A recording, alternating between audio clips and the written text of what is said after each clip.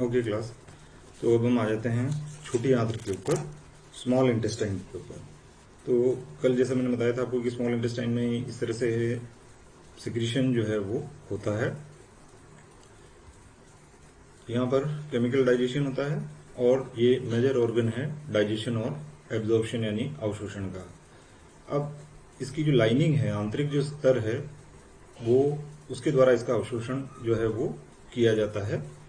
अगर हम उसका एरिया देखें टोटल, तो लगभग ये जो लंबाई है इसकी वो लगभग 6 मीटर्स होती है और ये डिपेंड करता है कि एनिमल का जो फीडिंग हैबिट है वो किस तरह की है। कार्निवोर्स में एलिमेंट्री कैनाल की जो लंबाई है वो थोड़ी कम होती है और खास करके इंटेस्टाइन की, और जो हर्बीवोर्स हैं, शाकाहारी हैं, उनमें थोड़ी लंबी, ये प्राणी जो हैं शाकाहारी होते हैं उनमें थोड़ी लंबी होती है। तो इसका जो सरफेस एरिया अगर हम देखें, उसमें जो फिंगर लाइक प्रोजेक्शंस होते हैं जिनको हम विलाई कहते हैं, जिनके अंदर और माइक्रो विलाई बने हुए होते हैं, तो ये लगभग 300 मीटर स्क्वायर, जो कि लगभग एक टेनिस कोर्ट की साइज के बराबर हो जाती है। इसका स्ट्रक्चर अगर हम देखें तो 3 पार्ट में हम इसको डिवाइड कर सकते हैं। ड्योडिनम, जहां पर की सबसे अधिक डाइजेशन होता है, देन जेजुनम, जहां पर एब्जॉर्प्शन होता है न्यूट्रिएंट और वाटर का, और लास्ट पार्ट इलियम, जहां पर भी एब्जॉर्प्शन जो है न्यूट्रिएंट्स का और वाटर का होता है। तो ड्योडिनम के बारे में पहले बता चुका हूं मैं आपको कि देन एब्जॉर्प्शन पर आते हैं, स्मॉल इंटेस्टाइन में होने वाला एब्जॉर्प्शन। तो जो वॉल है इसकी, उसमें कुछ स्पेशल अडेप्टेशंस होते हैं, जैसे हमने कहा कि वो उसमें काफ़ी वलन जो है वो बन जाते हैं, फोल्डिंग और इनफोल्डिंग्स बन जाती है, जिससे सरफेस एरिया बढ़ जाता है। तो हमारा जो 90% फ्लूइड इनटेक जो है, लिक्विड जो हम लेते हैं, वो स्मॉल इंटेस्टाइन से आ जाता है। अब किस प्रकार से होता है कि इसके अंदर मैंने कहा था आपको कि फिंगर लाइक प्रोजेक्शंस बने हुए होते हैं, इनका डायग्राम भी हम देखेंगे अभी, कि ये सरफेस एरिया को बढ़ा देता है, जिसके कारण से एक बहुत अच्छी अवशोषण सतह जो है हमें वो मिल जाती है। अब आप इसको, इस डायग्राम को देखिए यहाँ पर, कि विलाई और माइक्रो विलाई के द्वारा अवशोषण जो होता है, और इसमें फिंगर लाइक प्रोजेक्शंस जो हैं वो बने हुए होते हैं, जिससे सरफेस एरिया बढ़ जाता है। और जो हमारी एलिमेंट्री कैनाल है, वहाँ पर ब्लड की सप्लाई भी बहुत होती है, जिससे कि अवशोषण जो हो सके। अब अगर हम इसका एक सेक्शन देखें पार्ट का, तो इसके अंदर इस प्रकार से ये एक विलाई है और ये बाइफरकेटेड है, हो गया। अब इसके ऊपर ये माइक्रो विलाई है। यहाँ से इसका स्ट्रक्चर अगर हम देखें यहाँ पर, तो यहाँ पर देखिए अब ये ब्लड कैपिलरी है इसके अंदर ये, और एक इस ध्यान से देखिए अब ये लेक्टियल्स, जो लेक्टियल है, उस लेक्टियल जो क्या करती है ये, कि ये आपका वसा अम्ल और ग्लिसरॉल का अवशोषण जो है वो इसके द्वारा होता है। तो हमने डाइजेशन में पढ़ा था कि डिफरेंट एंजाइम्स जो होते हैं वो कार्बोहाइड्रेट को ग्लूकोज में, प्रोटीन को अमीनो एसिड्स में, और फैट को वसा और ग्लिसरॉल के अंदर परिवर्तित कर देते हैं।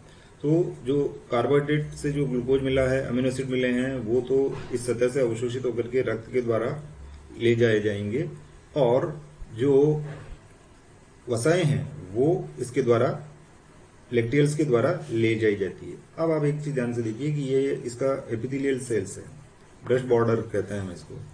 इसको अगर आप और ध्यान से देखें तो इसकी भी ये इस तरह से बहुत फाइन जो है बनी हुई होती है। तो इस तरह से सरफेस एरिया जो है वो लगभग 300 मीटर स्क्वायर, या जिसको हम कह रहे हैं कि वो एक टेनिस कोर्ट के बराबर हो जाता है।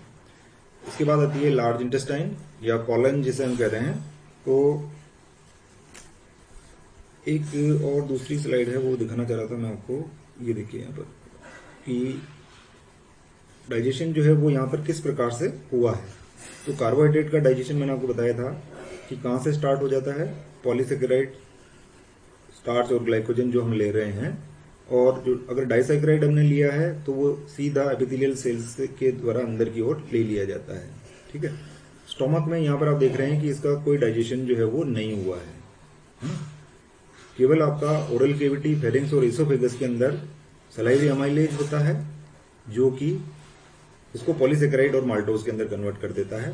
इसके अलावा आप देखेंगे, इस डायग्राम बहुत अच्छा डायग्राम है, कि ये जो कार्बोहाइड्रेट, प्रोटीन, न्यूक्लिक एसिड और फैट, इनमें से केवल कार्बोहाइड्रेट का ही थोड़ी सी मात्रा में होता है, क्योंकि हम भोजन को बहुत थोड़ी देर के लिए उसके अंदर रखते हैं। इसलिए वो कहा गया था कि भोजन को इतनी देर तक चबाना चाहिए कि आपको 32 दांत दिए हैं तो आप 32 दांत का उपयोग उसके अंदर हो जाए। उसका मतलब यही है कि भोजन को अगर हम इतनी देर तक चबाएंगे तो जो सलाइवा है हमारा वो अच्छी तरह से मिक्स हो जाएगा, और उसमें जो अमाइलेज है वो उसका पाचन करना स्टार्ट कर देगा, जबकि प्रोटीन और न्यूक्लिक एसिड और फैट का कोई डाइजेशन यहाँ पर नहीं होता है। अब आ जाइए आप स्टमक पर। स्टमक को अगर आप देखेंगे तो यहाँ पर कोई डाइजेशन नहीं हो रहा है कार्बोहाइड्रेट का, लेकिन हमने कहा था कि पेप्सिन और HCl सीक्रेट होता है। तो पेप्सिन जो है वो क्या है, आपका एंडोपेप्टाइडेज है, तो ये इसको पॉलीपेप्टाइड के अंदर कन्वर्ट कर देता है, ठीक है। उसके अलावा स्टोमक में और कोई डाइजेशन यहाँ पर नहीं हो रहा है। इसके बाद स्मॉल इंटेस्टाइन में आ जाइए आप यहाँ पर। तो स्मॉल इंटेस्टाइन में क्या हुआ है, आपका बाइल जूस और पेंक्रियाटिक जूस आकर के मिल गया है, और इसके कारण से मैक्सिमम डाइजेशन जो है वो आपका यहाँ पर होता है। कार्बोहाइड्रेट जो है वो पेंक्रियाटिक में आपको माल्टोज और दूसरे जो एंजाइम हैं, सुक्रेज हैं, है ना, तो उससे ये डाइसेक्राइड के अंदर कन्वर्ट हो जाता है। और इसके बाद आगे देखिए आप यहाँ पर प्रोटीन के बारे में। जो पॉलीपेप्टाइड्स, जो इसका पाचन कहाँ शुरू हो गया था, स्टोमक में। जो पॉलीपेप्टाइड्स आए हैं अब यहाँ पर इसमें ट्रिप्सिन और काइमोट्रिप्सिन होता है, जो कि एसिडिक पीएच के ऊपर काम नहीं करता है। यहाँ पर उसको न्यूट्रलाइज करना पड़ेगा। पेप्सिन जो है ये ध्यान रखिए कि एसिडिक पीएच में काम करता है, और जो पेंक्रियाटिक एंजाइम है, प्रोटियोलाइटिक एंजाइम कहेंगे हम इसको, जो कि प्रोटीन का विघटन करते हैं, ट्रिप्सिन और काइमोट्रिप्सिन। बताया था मैंने आपको कि ये ट्रिप्सिनोजन की फॉर्म में सिक्रेट होगा, ये काइमोट्रिप्सिनोजन होगा। तो ये क्या करेंगे कि अमीनो एसिड्स के अंदर इसको वो कन्वर्ट कर सकते हैं, स्मॉलर पॉलीपेप्टाइड बनाएंगे। यहाँ पर ये भी एंडोपेप्टाइडेज है, इसलिए क्या करेंगे, पॉलीपेप्टाइड बनाएंगे। और फिर यहीं पर होगा आपका पेंक्रियाटिक कार्बोक्सीपेप्टाइडेज। कल बताया था मैंने आपको, ये एक्सोपेप्टाइडेज है, जो कि जो प्रोटीन की जो अमीनो एसिड की चेन है उसको सिरे से तोड़ता है, इसलिए एक एक अमीनो एसिड जो है वो उससे फ्री होता जाता है। और स्मॉल इंटेस्टाइन में जो न्यूक्लियोटाइड्स हमने लिए हैं, डीएनए या आरएनए, इनको पेंक्रियाटिक न्यूक्लियस जो एंजाइम है वो न्यूक्लियोटाइड के अंदर कन्वर्ट कर देता है। जो राइबोन्यूक्लिक एसिड हमने लिए हैं उनको न्यूक्लियोटाइड्स के अंदर कन्वर्ट कर देगा। फैट की अगर हम बात करें यहाँ पर, तो फैट का क्या हुआ है, फैट जैसे ही यहाँ पर आई है, तो जो हमने कहा था कि ये बाइल जूस जो है वो डिटर्जेंट के जैसे काम करता है। और पहली चीज तो जो बाइल साल्ट है इसके अंदर, वो क्या करेंगे, एक कोटिंग बना, उसको सबसे पहले न्यूट्रलाइज करने का काम करेंगे एसिड को, और फिर मीडियम को बेसिक कर देते हैं, जिससे कि आपका ये जो एंजाइम है वो बेसिक मीडियम में काम करते हैं, तो वो वहां पर काम करने लग जाएंगे। तो जो फैट ग्लोब्यूल जो है पानी में नहीं घुलती है, तो वो बूंदे बना लेती है ना। तो बाइल साल्ट जो है वो इसके ऊपर इसको फैट ड्रॉपलेट्स के अंदर कन्वर्ट कर देता है। तो ये क्या करता है कि उसकी सतह के ऊपर जुड़ जाता है, जिससे वो बूंदें वापस बार बार एक दूसरे से नहीं मिल सके, तो छोटी छोटी बूंदों के अंदर ये कन्वर्ट हो जाती है। इससे क्या होगा कि उसका सरफेस एरिया बढ़ जाएगा। जो एंजाइम जो है आपका पेंक्रियाटिक लाइपेज, इसको सरफेस ज्यादा मिलेगी, और यहां पर ये इसको ग्लिसरॉल और फैटी एसिड के अंदर कन्वर्ट कर देता है। अब जो हम बात कहें इसकी कि ये तो ल्यूमेन की बात हो रही है। अब जो एपिथेलियल सेल्स हैं स्मॉल इंटेस्टाइन की, जो ब्रश बॉर्डर वाला है, वहां पर ये जो डाइसेक्राइड आए हुए हैं ये मोनोसेक्राइड के अंदर कन्वर्ट होंगे और इनको एब्जॉर्ब कर लिया जाएगा। इसी तरह से जो पेप्टाइड्स हैं या जो अमीनो एसिड हैं वो तो सीधे चले जाएंगे, और जो पेप्टाइड हैं उनका भी स्प्लिट होगा कार्बोक्सीपेप्टाइडेज के द्वारा, और अमीनो एसिड के रूप में ये कन्वर्ट हो जाएगा। न्यूक्लियोटाइड जो है वो न्यूक्लियोसाइड के अंदर कन्वर्ट होंगे, और फिर न्यूक्लियोसाइडेज और फॉस्फेटेज एंजाइम जो है वो इनको नाइट्रोजिनस बेसेज, और जो शुगर है, शुगर कौन सी होगी इसके अंदर, डीएनए है तो डीऑक्सीराइबोज, और आरएनए है तो राइबोज शुगर होगी, और जो फॉस्फेट्स हैं ये निकल जाएंगे। फैट का यहाँ पर कुछ नहीं होता है। तो ये एक बहुत अच्छा चार्ट है, समराइज फॉर्म में हम पूरे डाइजेशन के प्रोसेस को समझा सकते हैं। इसी तरह से एक एब्जॉर्प्शन वाला चार्ट होगा, तो उसको भी आपको बताने की कोशिश करता हूं कि न्यूट्रिएंट का जो एब्जॉर्प्शन हो रहा है, तो ये बात मैंने आपको बता दी है। ओके, यहाँ इस तरह से एब्जॉर्प्शन होता है, ये इनका स्ट्रक्चर हो गया आपका।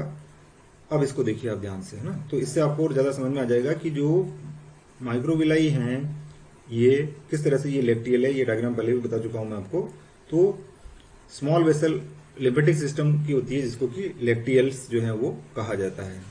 तो अमीनो एसिड और सिंपल शुगर जो है वो मैंने आपको बताया था कि इस एपिथेलियम से ब्रश बॉर्डर के थ्रू पास करके ब्लड स्ट्रीम के अंदर चले जाते हैं, और जो इनिशियल एब्जॉर्प्शन है वो फैसिलिटेड ट्रांसपोर्ट होता है। मैंने आपको बताया था पहले कि ये इनकी सांद्रता जब ज्यादा होगी बाहर की तरफ तो ये फैसिलिटेड डिफ्यूजन से चले जाएंगे, लेकिन जब सेल्स के अंदर उन्होंने इतना अवशोषित कर लिया, ल्यूमेन के अंदर इनकी मात्रा कम रह गई है ना, लेकिन क्योंकि ये हमारे लिए आवश्यक है तो जितना हो सकता है उनको लेने का प्रयास किया जाता है थ्रू एक्टिव ट्रांसपोर्ट, यानी एनर्जी खर्च करके, और इनको ले लिया जाता है। फैट जो है वो बाइल साल्ट के द्वारा इमल्सिफाइड हो जाती है, माइसिल्स बन जाते हैं, जैसे मैंने बता रहा था अभी आपको कि ये एक फैट का ग्लोब्यूल है। बाइल साल्ट जो है वो इनके चारों ओर जुड़ जाएंगे। अगर ये यहाँ जुड़े हुए नहीं होंगे तो ये सभी बूंदें मिलकर के एक बड़ी बूंद बना लेगी, है ना। तो मोनोग्लिसराइड बन जाता है इससे, और माइसिल जो है फिर ये एपिथेलियल सेल के अंदर डिफ्यूज हो जाता है और वहां से ये लेक्टियल के अंदर चला जाएगा। इस बीच में जो है वो इसका मोनोग्लिसराइड और बाइल साल्ट जो है वो इनके साथ में इसके अंदर की ओर चले जाएंगे और यहाँ पर रीसिंथेसाइज किया जाता है इनको ट्राइग्लिसराइड की फॉर्म में, और ये लेक्टियल के थ्रू यहाँ पर वापस चली जाएगी। एक बहुत अच्छा डायग्राम है जिसमें कि इसको बहुत अच्छी तरह से समझाया हुआ है। Okay, next water absorption. Nutrient का एब्जॉर्प्शन वहां हो गया। वाटर एब्जॉर्प्शन जो है वो लार्ज इंटेस्टाइन या कोलन के अंदर होता है, जो कि स्मॉल इंटेस्टाइन से जुड़ी हुई होती है। अब वाटर का जो एब्जॉर्प्शन है वो एलिमेंट्री कैनाल के अंदर पूरी तरह से हो जाता है, और the waste of the digestive tract the faeces become more solid as they move through the colon. जब ये कॉलन की ओर जाता है तो इसमें से पानी जो है वो आसानी से अवशोषित कर लिया जाता है, तो जो अनडाइजेस्टेड पार्ट है वो थोड़ा सा सॉलिडिफाई होने लग जाता है। तो इसका जो टर्मिनल पोर्शन है कॉलन का वो रेक्टम कहलाता है, जहां से फीकस जो है उसको स्टोर करके रखा जाता है जब तक कि उसको एलिमिनेट नहीं किया जाता है। तो कॉलन के अंदर आपको ई कोलाई वगैरह बैक्टीरिया जो हैं ये मिलेंगे, जो कि आपका विटामिन का प्रोडक्शन यहाँ पर ये करते हैं। ये हो गया है आपका विटामिन वगैरह, ये सब बता चुका हूँ पहले मैं आपको, लेकिन उसमें वो डायग्राम मुझे बताना था आपको, इस वजह से मैंने इसको लिया है। एक और चीज जो कि मैं आपको बताना चाह रहा था कि लार्ज इंटेस्टाइन का जो फंक्शन है यहाँ रीअब्जॉर्प्शन हो जाता है, और अगर वाटर एब्जॉर्ब नहीं करेंगे तो डायरिया हो जाएगा। नहीं कर पाएंगे, not enough water absorb then diarrhoea, and too much water absorb will cause to constipation. Large intestine हो गया, इसमें ई कोलाई जो है वो विटामिन वगैरह जो हैं वो बनाएंगे और गैसेज बनाते हैं, मीथेन और हाइड्रोजन सल्फाइड, जो कि बैड स्मेल जो है वो देती है। ये एक अपेंडिक्स होती है यहाँ पर, जो कि हमारे में काम की नहीं है, लेकिन जो रूमिनेंट्स हैं उनमें ये फंक्शनल होती है। फिर आ जाता है आपका रेक्टम या लार्ज इंटेस्टाइन, जो कि अनडाइजेस्टेड मटेरियल होता है यहाँ पर, और रफेज और फाइबर और जो अनडाइजेस्टेड पार्ट है वो इसके अंदर रह जाता है। अगर होमोस्टेसिस डिसऑर्डर हो जाता है तो अल्सर हो सकता है, और कॉन्स्टिपेशन हो सकता है, कब्ज हो सकती है, बहुत ज्यादा पानी एब्जॉर्ब कर लिया वहां पर तो जो वेस्ट है वो हार्ड हो जाएगा। डायरिया हो सकता है, अगर एब्जॉर्प्शन जो है वो डिक्रीज हो जाता है तो पानी जो है काफी मात्रा में रहेगा, और जो फीकस जो निकल रहा है वो उसका अमाउंट बढ़ जाएगा और वॉल्यूम जो है वो बढ़ जाएगा। अपेंडिसाइटिस, इन्फ्लेमेशन हो जाता है इसके अंदर। अगर मान लीजिए कि वो छोटी से साथ जो रूमिन जो स्ट्रक्चर मैंने आपको बताया था कि वेस्टिजियल ऑर्गन है हमारे लिए ये, तो इसका ट्रीटमेंट क्या होगा कि सर्जिकल से इसको रिमूव जो है वो किया जाता है। और अगर पेट में एसिड बन रहा है तो हम कहते हैं कि पेट में जलन हो रही है, actually this is known as heart burn. Okay, तो यहाँ पर आपका डाइजेशन का जो चैप्टर है वो कंप्लीट हो जाता है। इसके बाद में हम जो भी आपका नेक्स्ट चैप्टर होगा, शायद रेस्पिरेशन वगैरह कुछ जो होगा उनके बारे में हम वहाँ पर पढ़ेंगे। Okay, thank you.